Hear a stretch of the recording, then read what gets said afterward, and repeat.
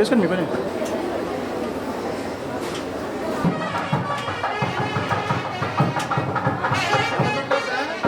ఇవ్వండి.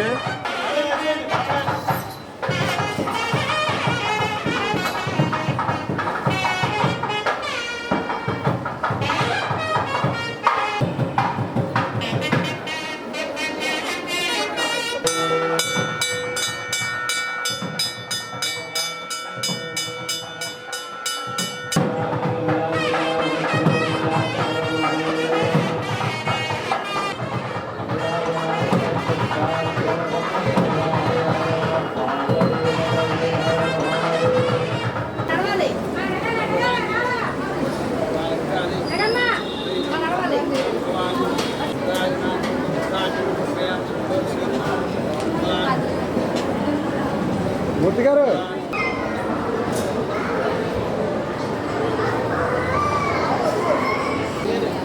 అదన్నా పెట్టుకొని నడవాలి.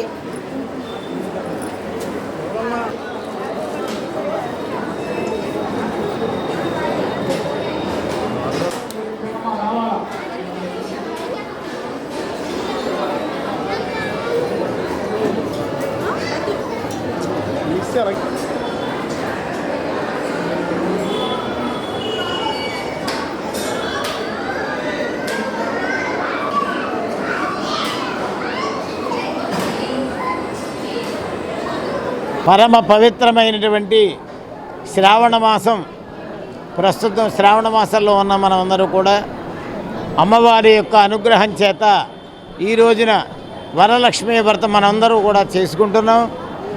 ఈ రోజున కనక మహాలక్ష్మి అమ్మవారి యొక్క అనుగ్రహ విశేషం చేత ఈ దేవస్థానంలో ప్రతి సంవత్సరము శ్రావణ మాసం సందర్భంగా నెల రోజులు అంటే 30 రోజులు కూడా విశేష కుంకుమార్చనలు కార్యక్రమం, భక్తుల చేత సామూహిక కుంకుమార్చనలు కార్యక్రమం జరుగుతోంది.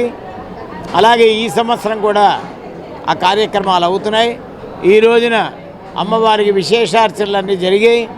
పొద్దునుంచి పంచామృతాభిషేక సేవ, అలాగే క్షీరాభిషేక సేవ, మరి తర్వాత అమ్మవారికి సువర్ణ కవచాలంకృత అయినటువంటి అమ్మవారికి పట్టు చీరతో అలంకరణ, అది సాయంత్రం వరకు కూడా అమ్మవారు మనకి బంగారు కవచంతో చీర అలంకారంతో అమ్మవారు మనకి దర్శనమిస్తున్నారు.